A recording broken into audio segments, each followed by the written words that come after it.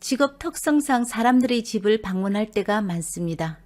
세상에는 깨끗하게 사는 사람도 많지만 더럽고 정신없게 사는 사람이 우리가 생각하는 것보다 훨씬 더 많다는 것도 알게 되었습니다. 바닥의 끈적거림은 한 발 옮길 때마다 고스란히 발끝으로 전해오고요. 침대와 화장대를 비롯하여 집 전체에는 옷과 이불, 양말들이 뒤엉켜 있습니다. 또 이런 사람들이 강아지는 왜 키울까요? 강아지 똥오줌은 쥐레처럼 집안 곳곳에 있습니다. 쓰레기 봉투는 주방, 세탁실, 그리고 현관에 언제부터 자리했는지 썩어서 냄새가 나고 물이 나와도 아무렇지도 않게 아이들이랑 온 가족들이 살고 있습니다. 그 사람들은 한결같이 바빠서 못 치웠다는 겁니다. 밖에 나가서 일하니까 청소할 시간이 없다는 이유입니다. 청소는 사물을 소중하게 여기면서 시작됩니다. 사물을 소중하게 여기는 사람들은 사람들도 소중하게 여긴다고 합니다. 하지만 사람보다 더 소중한 것이 있습니다. 바로 명품들입니다. 비 오면 자신은 물론 아이들까지 쫄딱 비 맞으면서도 가방은 품에 안고 막 뛰죠.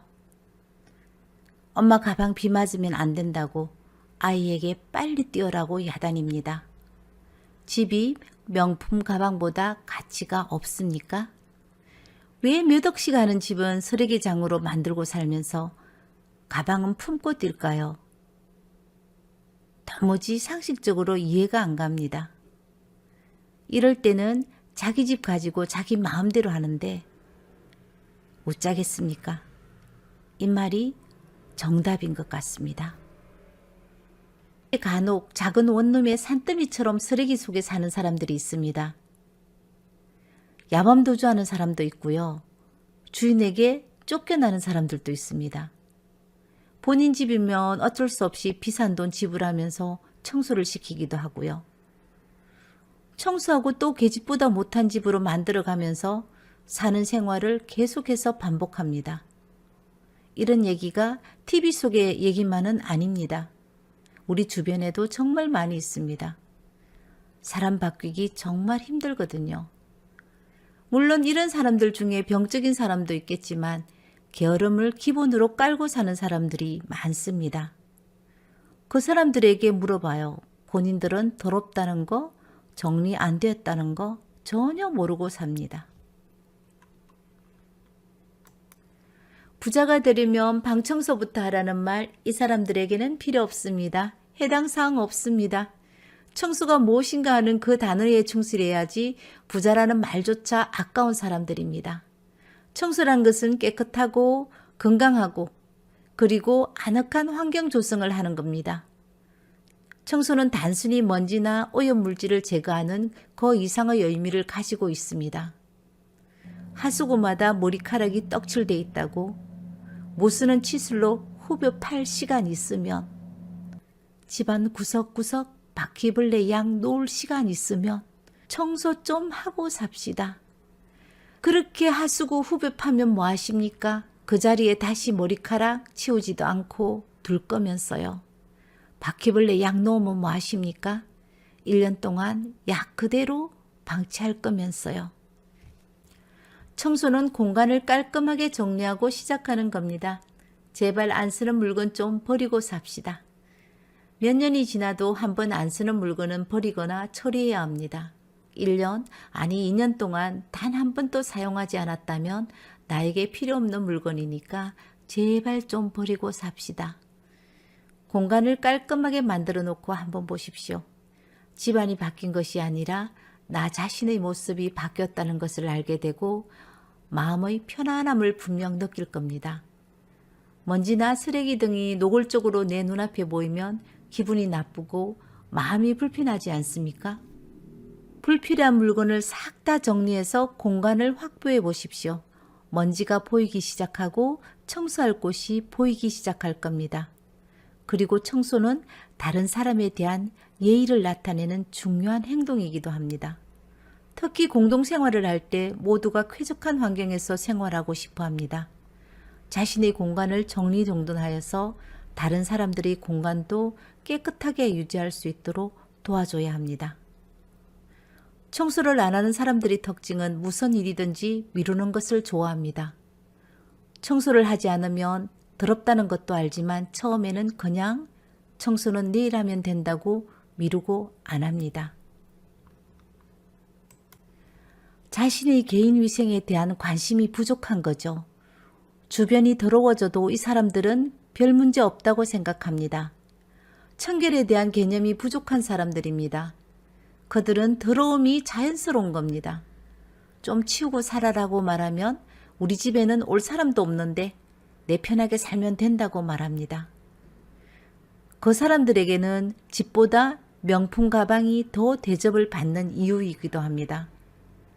명품 가방은 들고 나가면 다른 사람들이 볼 수 있는 것이고 집은 문만 닫아버리면 아무도 볼 수 없는 공간이기 때문입니다. 내 삶을 다른 사람에게 드러내고 싶은 부분만 보여주기 위해서 살기 때문이죠. 간혹 일부 사람들은 청소에 필요한 시간을 확보 못해 청소를 못하는 경우도 있습니다. 그리고 질병이나 정신건강에 문제가 있는 사람들도 있고요. 나만의 공간을 다른 사람에게 노출시킬 때는 대부분 사람들은 자신의 집이 더럽다는 것도 알고 있습니다. 그러니까 정신적인 질병 단계는 안 갔다는 것이죠. 소파에서 앞을 보고 가만히 앉아 있어 보세요. 분명히 눈에 거슬리는 게 있을 겁니다. 고칠 것이 보이면 고치고, 정리할 것이 보이면 정리하고, 버릴 것이 보이면 버리세요. 하나도 안 어렵습니다.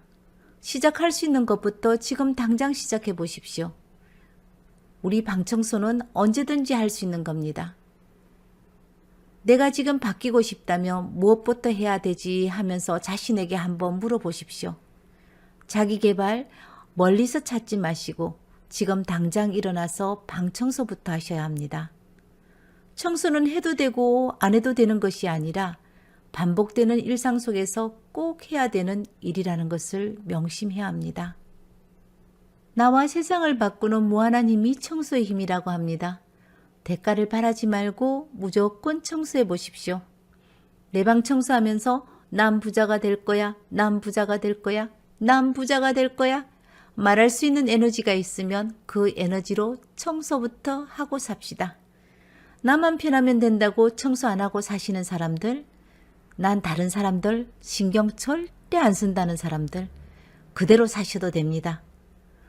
청소할 시간 없을 만큼 열심히 벌어놓은 돈 언젠가는 병원에 갖다 바치며 고통받고 살 겁니다. 내 스스로 내 자신을 고통받는 바보로 만들고 주변 사람들을 고통받게 만들 수 있는 것이 바로 청소의 힘입니다. 청소를 함으로써 집중력이 좋아지고 집안 환경을 건강하게 바꿀 수 있는 것도 청소의 힘입니다. 고통은 안고 사는 것보다 처음부터 존재하지 않는 것이 훨씬 더 행복합니다. 지금 당장 방 청소부터 시작해서 청소가 주는 감동을 한번 받아보자고요. 감동이 있어야 삶이 좋아집니다. 감사합니다. 나이가 들면서 마음이 약해서일까요?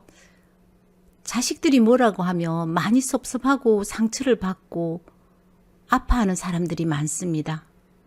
남도 아닌 내 배 속에서 나온 자식에게서 상처를 받을 때는 마음이 더 아프고 힘이 듭니다. 그래서 오늘은 자식한테 상처받지 않고 살 수 있는 방법을 말해보려고 합니다. 자식한테 상처받는 것은 첫 번째 너무 기대를 하기 때문입니다. 자식에게 기대를 하지 말아야 합니다.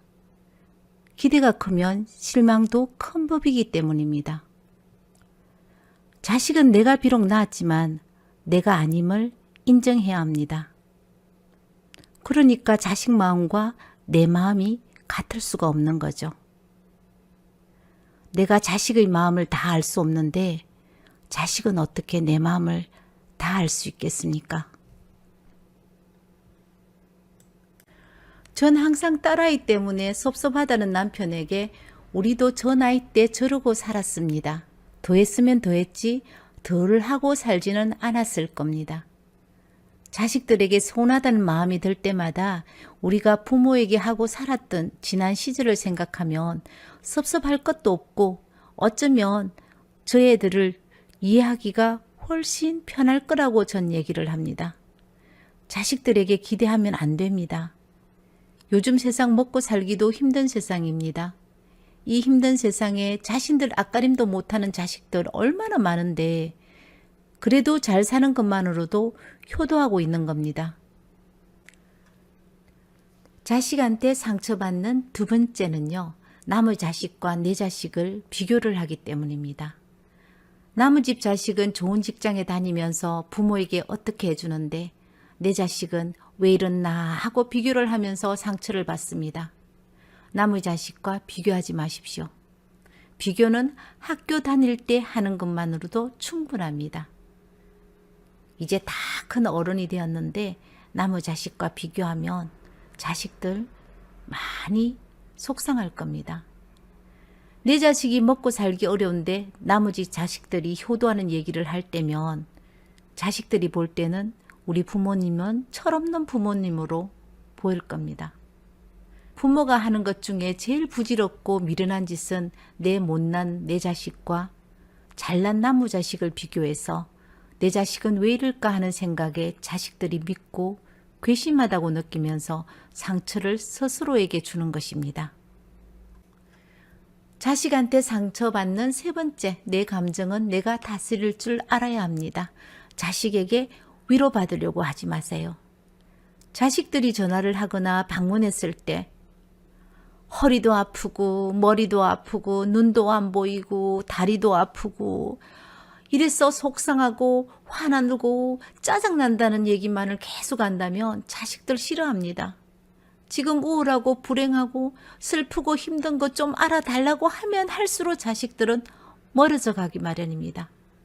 2번 찾아올 거 1번밖에 안 옵니다.